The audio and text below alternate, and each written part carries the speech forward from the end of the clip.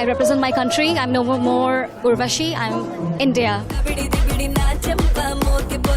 Can 2026 में आ गई है the most special, the most famous, the most intellectual, the most intelligent and the most बेवकूफाना हरकतें करने And the वाली first ever Indian actress to come on Cannes, first Indian actress to meet Leonardo DiCaprio, और जिनका गलत नाम ले लिया तो मुझे लग रहा है उर्वशी रौटेला जब भी आती हैं कैन में मीम्स की इतनी बातें होने लगती हैं, इतने मीम्स आ जाते हैं और कोई आलिया भट्ट के बारे में हमें we don't care about Alia Bhatt, we care only about Urvashi Rautela. क्योंकि वो खुद चलती फिरती एक मीम मटेरियल है। मतलब गए वो जमाने जब राखी सावंत को ऐसा उपाधि दी जाती थी, लेकिन अब उर्वशी रौटेला ने कम्प्लीटली वो जगह ले ली है, वो कुर्सी ले ली है जहाँ पर वो कहती हैं कि देखिए मैं अगर मुंह खोलूंगी तो कुछ ना कुछ बकर करूंगी। बकर से आप समझते हैं ना क्या कह रही हूँ मैं।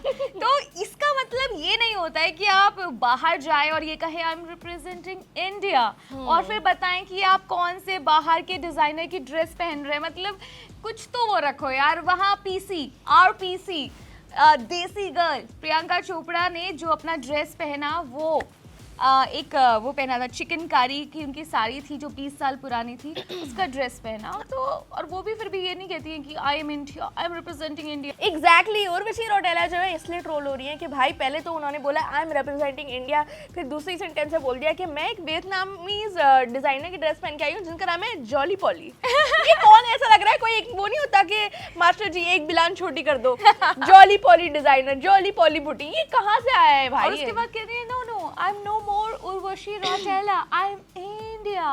मतलब कौन लिख रहा है तुम्हारी स्क्रिप्ट है? हमारी तो चलो जो भी लिख रहा है, पर तुम्हारी कौन लिख रहा है? और भाई फिर उनसे पूछा गया कि आप कितनी बार कैन आ चुके थे, उन्होंने ऐसे पॉज लिया, अपने दिमाग में काउंट करा, फिर बोलती हैं this is my 5th time at Cannes in a रो।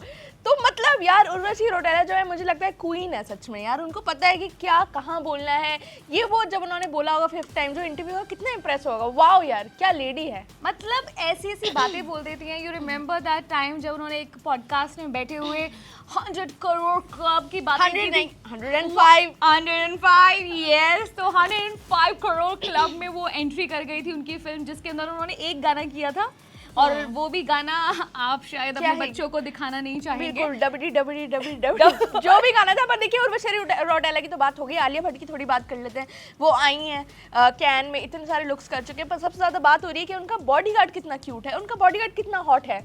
नहीं लेकिन यार वो नजरें ही नहीं जाने दे रहे हैं उनके ऊपर, क्योंकि वाकई में आलिया भट्ट जो प्रिंसेस स्टाइल उन्होंने वो पहना है कितनी क्यूट लग रही है, कितनी प्यारी लग रही है। और हर बार ऐसा लगता है कि वाओ बस ऐसे ही सुंदर दिखती रहो लेकिन मुंह नहीं खोलना क्योंकि तुम भी कूड़ा कर देती हो। बिल्कुल। तो आलिया भट्ट आई है, उन्होंने एक पिंक कलर की ड्रेस पहनी है, उसके साथ एक दुपट्टा पहना है जो हर कैमरा पर्सन के सामने वो ऐसे यू करके, जैसे वो नहीं होते लड़कियां दिवाली पे जब तैयार होती है उन्हें फोटो खींचनी तो ऐसे उड़ाती है दुपट्टे को, वैसे आलिया भट्ट कर रही है। तो काफी लोगों ने ट्रोल भी कर रहे हैं, पर मुझे लग रहा है यार अच्छी फोटो ऐसी आती है तो कुछ नहीं होता, आलिया भट्ट को करने दो। ये यार आलिया भट्ट को वैसे भी लोग ट्रोल करने लग जाते हैं, वो किसी भी बारे में बात करती हैं तो ट्रोल कर देते हैं, वो अच्छी लग रही होती है तो ट्रोल कर देते हैं, वो अपने पति के लिए प्यार दिखा रही होती है तो ट्रोल कर देते हैं। मतलब ट्रोलिंग का तो खैर कोई जवाब ही नहीं है और कोई रेंज ही नहीं है, कहीं तक भी जा सकते हैं। लेकिन मुझे ये बताओ कि एक वीडियो में मैंने देखा कि वो किसी हॉलीवुड एक्टर से बात कर रही थी और उन्हें पता है कि वो शूट भी किया जा रहा है, तो वो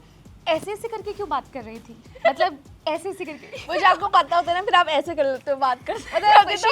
she is inspired from one and only Modi ji, because वो भी तो ऐसे करके बात करते हैं, वो देखो।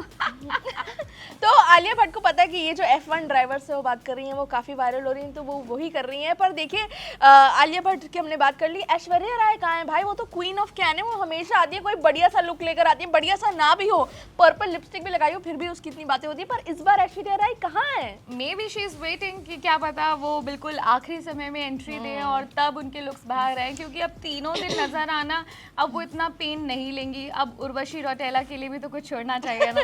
बिल्कुल। पर अदिति राव हैदरी हैं वो भी आने वाली हैं। अब कैन पे आलिया भट्ट तो है ही, उर्वशी रौटेला भी हैं, बहुत सारे इन्फ्लुएंसर्स भी आ गए हैं उधर। ये मेन प्रॉब्लम तो मुझे यही है, मुझे कोई एक्चुअली प्रॉब्लम नहीं है इन्फ्लुएंसर्स से कि वो क्यों जा रहे हैं। इट्स गुड अपॉर्चुनिटी मिल रही है, हम भी पीछे पीछे किसी दिन भगवान करे कभी लाइन में आ जाए।